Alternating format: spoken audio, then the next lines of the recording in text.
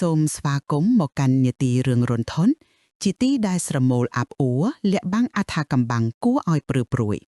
សូមត្រៀមចិត្តត្រៀមថ្លើមឲ្យម៉ាំព្រោះរឿងដែលអ្នកនឹងបានស្ដាប់នេះអាចនឹងធ្វើឲ្យអ្នកកេងមិនលក់ពេញមួយយប់រឿងប្រលឹងខ្មោចស្រីខារ៉ាអូខេសុកច័ន្ទអាយុ23ឆ្នាំជាស្រីស្រស់ក្មេងម្នាក់រស់នៅទីក្រុងភ្នំពេញដ៏អ៊ូអរនាងធ្វើការជាបុគ្គលិកក្រុមហ៊ុនឯកជនមួយហើយជីវិតប្រចាំថ្ងៃរបស់នាងគឺវើជុំវិញការងារមិត្តភ័ក្តិនិងការកម្សាន្តខ្លះៗក្នុងចំណោមការកម្សាន្តទាំងនោះការទៅច្រៀងខារ៉ាអូខេជាមួយមិត្តភ័ក្តិជាចំណងចំណូលចិត្តមួយរបស់នាងតែគិតថាការច្រៀងអាចជួយឲ្យនាងបានចេញភាពតានតឹងនិងរីករាយជាមួយបទចម្រៀងដែលនាងចូលចិត្តល្ងាចមួយក្រោយពីធ្វើការហត់នឿយសុកច័ន្ទនិងមិត្តភ័ក្តិ4នាក់ទៀតបានបបួលគ្នាទៅច្រៀងខារ៉ាអូខេនៅហាងមួយឈ្មោះរស្មីរាត្រីហាងនេះជាហាងចាស់គួរសមហើយមិនសូវមានភ្ញៀវច្រើនដូចមុនទេ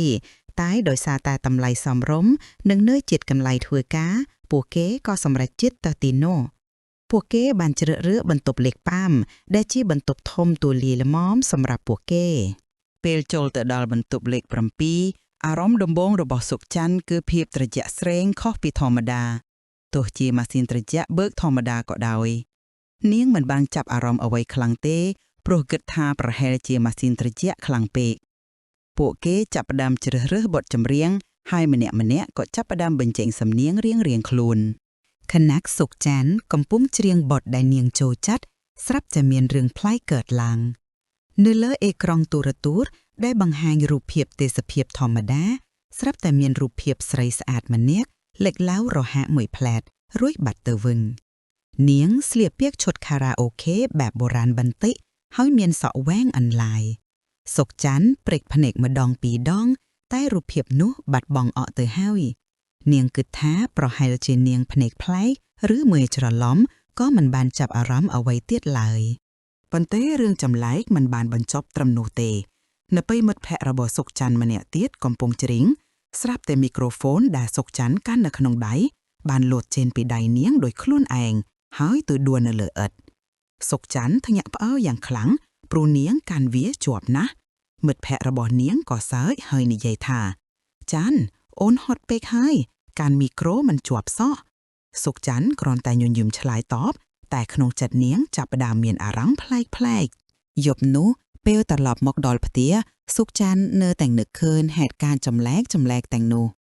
នាងកេងមិនលក់ហើយអារម្មណ៍ភ័យខ្លាចបន្តិចក៏ចាប់ផ្ដើមផុសឡើងនាងបានព្យាយាមគិតថាវាគ្រាន់តែជាការចៃដន្យប៉ុន្តែចិត្តមួយទៀតបានប្រាប់នាងថាវាមិនមែនជាការចៃដន្យនោះទេប៉ុន្មានថ្ងៃក្រោយមកសុកច័ន្ទមានអារម្មណ៍ធុញថប់ក្នុងចិត្តក៏សម្រេចចិត្តទៅច្រៀងខារ៉ាអូខេម្នាក់ឯងដើម្បីបន្ធូរអារម្មណ៍នាងបានទៅហាងរស្មីរាត្រីដដែលហើយបានសុំបន្ទប់លេខពើនោះទៀតនាងចង់ដឹងថាតើនឹងមានរឿងចម្លែកអ្វីកើតឡើងទៀតឬអត់ពេលចូលទៅដល់បន្ទប់នោះភាពត្រជាក់ស្រេងនៅតែមាននាងបើកបទចម្រៀងដែលនាងចូលចិត្តហើយចាប់ផ្ដើមច្រៀងនៅពេលនាងច្រៀងដល់កន្លែងពិបាកមួយនៃបទចម្រៀងស្រាប់តែមានសំឡេងស្រីម្នាក់ទៀតដែលពីរោះរណ្ដុំជាងនាងឆ្ងាយណាស់បានបន្លឺឡើងពីក្រោយនាងបន្លឺតាមនាងសុកច័ន្ទភ្ញាក់ខ្លួនព្រឺហើយក៏ឈប់ច្រៀងភ្លាមនាងងាកក្រោយតែមិនឃើញនរ៉ាម្នាក់ឡើយនាងគិតថាប្រហែលជាមានបុគ្គលិកដើរឆ្លងកាត់ឬសំឡេងចេញពីបន្ទប់ក្បែរនោះប៉ុន្តែនៅពេលនាងបន្តច្រៀងសំឡេងនោះក៏បន្លឺតាមនាងទៀតពេលនេះនាងលែងហ៊ានច្រៀងហើយបន្ទាប់មកសុកច័ន្ទបានសង្កេតឃើញថានៅលើតូកដាក់កែវស្រាមានស្នាមបំរាមដៃស្រីស្អាតមួយគូដែលមិនមែនជាស្នាមបំរាមដៃរបស់នាងឡើយ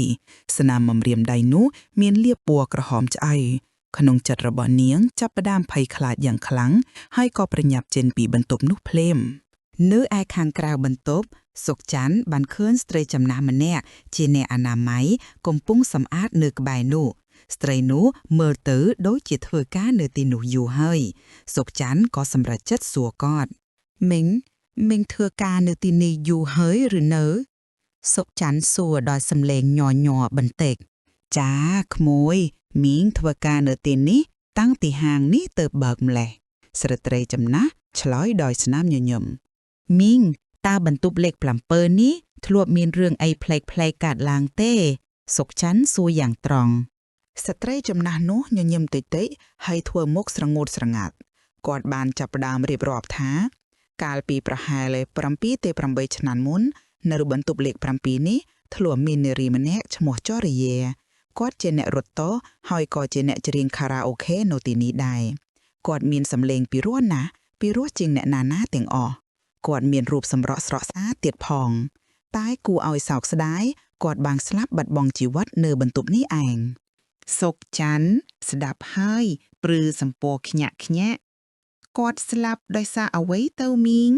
គេថាគាត់ស្លាប់ដោយសារជំងឺបេះដូងភ្លាមក្មួយតែមីងធ្លាប់ឮគេខ្សឹបខ្សៀវថា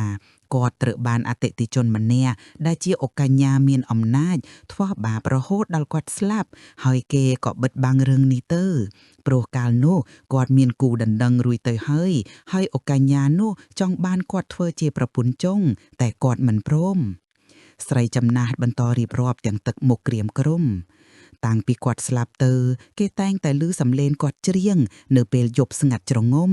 ជួនកាលមានញាក់ឃើញស្រមោលគាត់ដើរចុះឡើងនៅបន្ទប់លេខ5នេះទៀតផងក្រោយពីស្ដាប់រឿងរ៉ាវរបស់ចរិយាហើយសុកច័ន្ទក៏យល់ច្បាស់ថាអ្វីដែលនាងបានជួបប្រទះមិនមែនជាការយល់ច្រឡំឬការចៃបន់នោះទេប្រលឹងរបស់ចរិយាពិតជាកំពុងតែលងបន្លាចនៅទីនេះមែនតែរឿងអ្វីដែលចរិយាចង់បានយប់នោះសុកច័ន្ទគេងមិនលក់សោះនាងគិតដល់រឿងចរិយា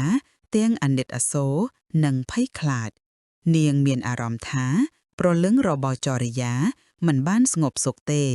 ហើយហាក់ដូចជាកំពុងចង់ប្រាប់អ្វីមួយដល់នាងបានសម្រេចចិត្តថានាងនឹងត្រូវជួយចរិយាឲ្យបានស្ងប់សុខសុកច័ន្ទបានត្រឡប់ទៅហាងរស្មីរាត្រីវិញនៅថ្ងៃបន្ទាប់នាងបានសុំចូលបន្ទប់លេខ7ដោយមានបំណងចង់តាក់ទងជាមួយប្រលឹងចរិយាពេលចូលដល់បន្ទប់ភាពត្រជាក់នៅតែមានសុកច័ន្ទបានយកមីក្រូហ្វូនមួយហើយបាននិយាយទៅកាន់ភាពទទេស្អាតក្នុងបន្ទប់ថាបងចរិយាខ្ញុំដឹងថាបងនៅទីនេះបើបងចង់ប្រាប់អ្វីមួយសូមបងជួយបង្ហាញផងខ្ញុំចង់ជួយបងមួយសន្ទុះក្រោយមកភ្លើងក្នុងបន្ទប់បានរលត់ភ្លឹបផ្លែត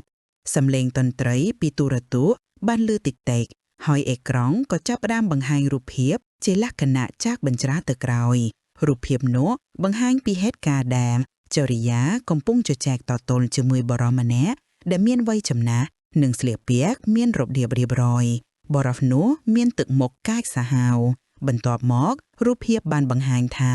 បរិសនោះបានច្រានចរិយាទៅលើឥដ្ឋហើយចរិយាក៏ដួលបោកក្បាលទៅនឹងតូការូខេរួចបាត់បង់ស្មារតីទៅ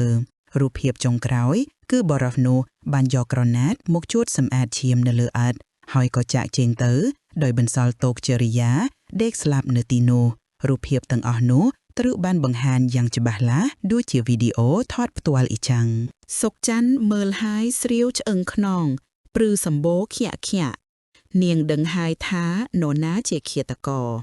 រូបភាពបរិសនោះច្បាស់ណាស់ហើយនាងធ្លាប់ស្គាល់លោកអុកញ៉ានោះតាមរយៈទូរទស្សន៍និងបណ្ដាញសង្គមបន្ទាប់ពីបានឃើញភេសដាងដ៏គួរឲ្យរន្ធត់នោះសុកច័ន្ទបានសម្រេចចាត់ថានាងនឹងត្រូវលាតត្រដាងការពិតនេះនាងមិនអាចទុកឲ្យឃាតករនៅរស់ដោយសេរីបានឡើយសុកច័ន្ទបានប្រមូលកម្លាំងចាត់ហើយបានតាក់ទងទៅសារព័ត៌មាននិងក្រុមស៊ើបអង្កេតឯកជនមួយចំនួននាងបានរៀបរាប់ពីអ្វីដែលនាងបានជួបប្រទះនិងបានឃើញនៅក្នុងបន្ទប់លេខ7ដំបូងឡើយពួកគេមិនជឿនាងឡើយតែដោយសារតែសុកច័ន្ទមានភាពជឿជាក់និងមានភស្តុតាងមួយចំនួនដូចជារឿងរ៉ាវរបស់ស្ត្រីអ្នកអនាម័យនិងភាពចម្លែកប្លែកដែលនាងបានជួបប្រទះពួកគេក៏សម្រេចចិត្តស៊ើបអង្កេតក្រុមស៊ើបអង្កេតបានចុះទៅដល់ហាងរស្មីរាត្រីហើយបានត្រួតពិនិត្យបន្ទប់លេខ7យ៉ាងហ្មត់ចត់ពួកគេបានរកឃើញកាមេរ៉ាសុវត្ថិភាពចាស់មួយដែលលាក់ទុកនៅជ្រុងបន្ទប់ដែលពីមុនមកគ្មានអ្នកណាបានចាប់អារម្មណ៍ឡើយ